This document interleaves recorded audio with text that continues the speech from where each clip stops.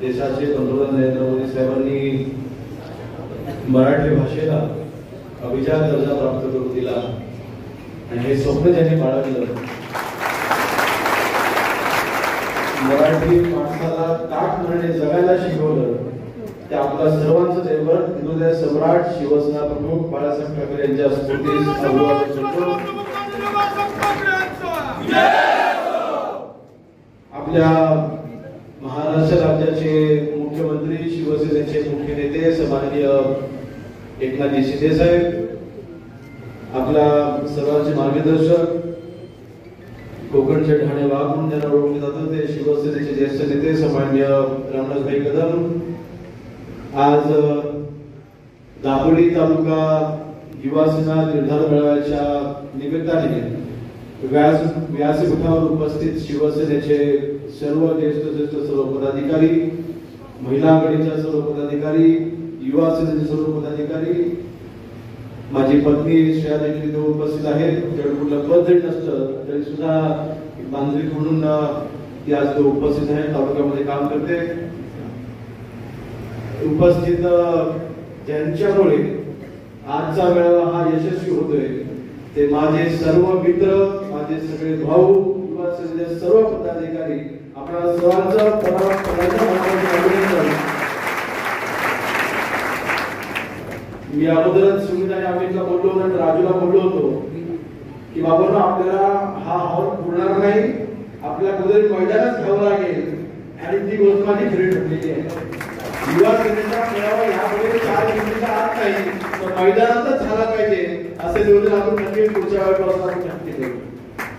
परंतु आजचा हा मेळावा यशस्वी करण्यासाठी अमित असेल, सुमित असेल, राजू असेल, स्वप्नील असेल, युवा सेनेच्या सगळ्या पदाधिकाऱ्यांचं, त्यांचं नाव मगाशी सुमितने घेतलंय, त्या सगळ्यांचं मनापासून अभिनंदन करतो. तुम्हाला सगळ्यांना मनापासून आम्ही शुभेच्छा देतो.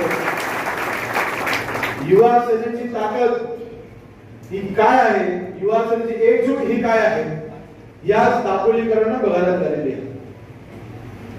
महाराष्ट्रामध्ये युवा सेनेच्या माध्यमातून सगळ्या युवकांना एकत्र करण्याचं काम, कॉलेजमध्ये असलेला युवक, तरुणाईमध्ये नोकरीच्या शोधात असलेला युवक, घरामध्ये घराच्यांचा आधार करण्याचा प्रयत्न करत असणारा युवक, या युवकांना एकत्र करण्याचं काम त्यांनी केलं असेल तर हे आपल्या एकनाथ शिंदे साहेबांच्या युवा सेनेने केलं आहे हे आम्हाला आज अभिमानाने सांगावंसं वाटतं.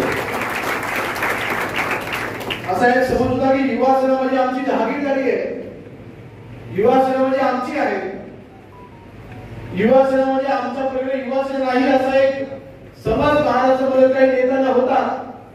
परंतु महाराष्ट्रामध्ये आम्ही जायचो, महाराष्ट्रामध्ये आम्ही फिरायचो.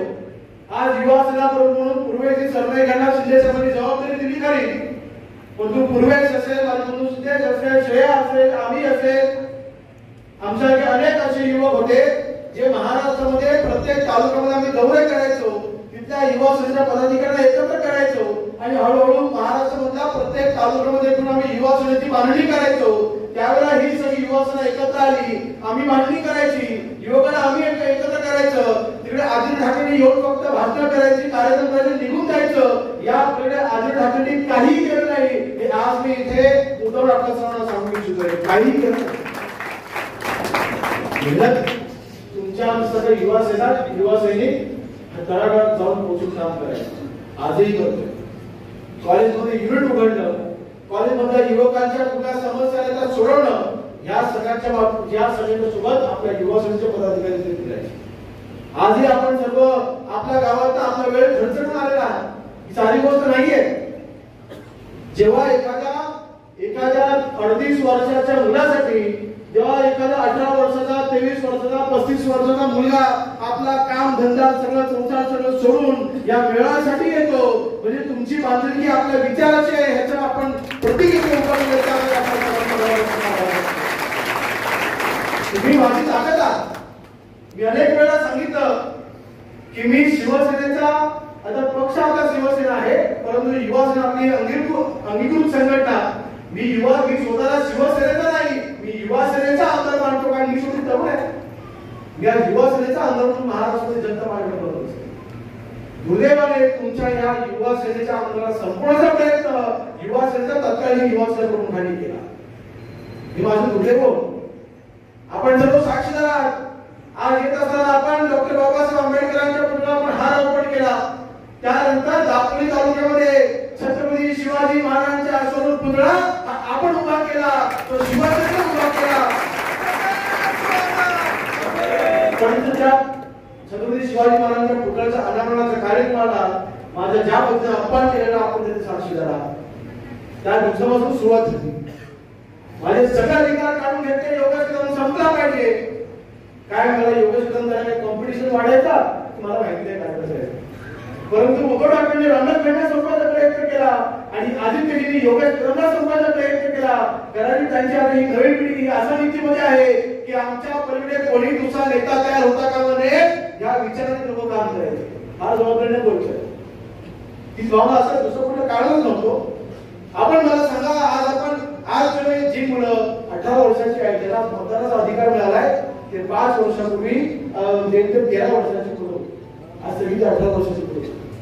ती 13 वर्षाची मुलं पण त्याला आपल्या कार्यक्रमाला यायची. मग अशा वेळेला ह्या अशी परिणाम आम्ही जेव्हा पाहणी करतो आजपर्यंत तुम्ही कधी पाहिले की योगेश कदम आपल्या पक्षाच्या विरोधात काम करते असं तुम्ही कधी पाहिलं? कधीच केलं नाही. ते पाप आम्ही कधी केलं नाही. पक्षाची निष्ठा आमची निष्ठा आहे. पक्षाची निष्ठा आमच्याकडे सर्वश्रेष्ठ आहे. आमच्याकडे शिवसेना आणि बाळासाहेब या पलीकडे आमचं कुठलंही जग नाही. या पलीकडे आमचं कुठलंही जग होणार नाही. कधीच शक्य नाही. बाळासाहेब आम्हाला अनेक बाळगुला आपल्या कुटुंबात सर्वांना पाहलेलं आहे. आपण सर्व एका शिवसैनिकांच्या घरात आपण सर्वांनी जन्म घेतलाय. बरोबर की नाही? तुमचे वडील तुमच्या घरातली सगळी मंडळी लहानपणापासून तुम्ही घरामध्ये शिवसेना बघितली आहे किंवा आज अनेक आपले बांधव हे शिवसेनेमध्ये सामील होत आहेत जे आपल्या पक्षात आजपर्यंत होते. आणि मी आज आमदार म्हणून काम करत असताना कधीच कुठल्याही समाजाला कमी लेखाचं काम मी केलेलं नाही आणि करणार देखील नाही. बाळासाहेबांनी आपल्याला एक शिकवण दिलेली आहे. होय आज आमच्या युवा सेनेमध्ये आमच्या मुस्लिम समाजाची मुलं देखील आम्ही मनाने काम करतो हे मला आपल्या अभिमानाने सांगावं वाटतंय. होय आमच्या युवा आहे पुढे आमच्या काही आहे मुलांचा गेले कित्येक वर्ष युवा सेनेमध्ये काम करतोय. त्याला विचार त्याला म्हणजे असं वाटलं की आम्ही त्याला तुझ्यावर देतोय? कधीच नाही. आम्ही सगळ्या समाजाला सुख करून राहणार आमची आपली शिवसेना आहे. आम्ही धर्म पंथ जात आम्ही अजिबात मानत नाही. तुम्ही आणि योगेश कदम भाऊ म्हणून आपण काम करायचंय. भाऊ म्हणून आपल्या मतदारसंघाचा विकास करायचा. ह्या प्रकारे आपल्याला काही करायचं नाही. आपल्याला फक्त आपल्या मोहल्ल्यातला आपल्या वाडीतला आपल्या गावात आपला फक्त विकास करायचा. ह्या प्रकारे आपल्याला काही करायचं नाही. आणि मी तर अगदी बिनधास्त सांगितलं आहे की युवा सेना राजकारण करू नये. राजकारण करायला मी सक्षम आहे. त्यासाठी मी तुमचा वापर करून घेणार नाही. मला त्यासाठी आता मी हा मेळावा आयोजित केलेला नाही. या मी पर्यंत आतापर्यंत आवर्जून सांगू इच्छितो. मला तुमचा राजकारण म्हणून वापर करून घ्यायचा नाही. मला तुम्हाला अनेक गोष्टी द्यायच्या आहेत. काय द्यायचं ते सांगायला मी आज तुम्हाला सगळी अधूनमधून शक्ती प्रदर्शन करावं लागतं. नाही विरोधकांना शेवटी खोटं वातावरण तयार करण्याचा एक प्रयत्न विरोधक करत असतात. खरं वातावरण काय आहे हे विरोधकांना दाखवावं लागतं. त्यांना त्यांचा आरसा दाखवावा लागतो. तेव्हा ही तुमची लायकी एवढीच आहे. आज आपण विरोधकांना त्यांची लायकी दाखवलेली आहे. त्यासाठी हे तालुक्याचा त्यांचा सर्वांनी जेव्हा मेळावा घेतात ना तेवढा त्यापेक्षा जास्त मोठा मेळावा आपला फक्त युवा सेनेचा झालेला आहे. आपल्याला राजकारण करायचं नाही. माझं देहात आपली मतदारसंघाला घेऊन फार मोठी स्वप्न आहेत. जे कार्यकर्ते साहेबांनी सांगितलं अतिशय तंतोतंती खरं आहे. जो माणूस स्वप्न बघतो तो झोपलेला असतो. जो स्वप्न पूर्ण करण्यासाठी काम करतो तो जागून काम करतो. जागा तुमचा हा योगेश कदम आहे. मी तुम्हाला नक्की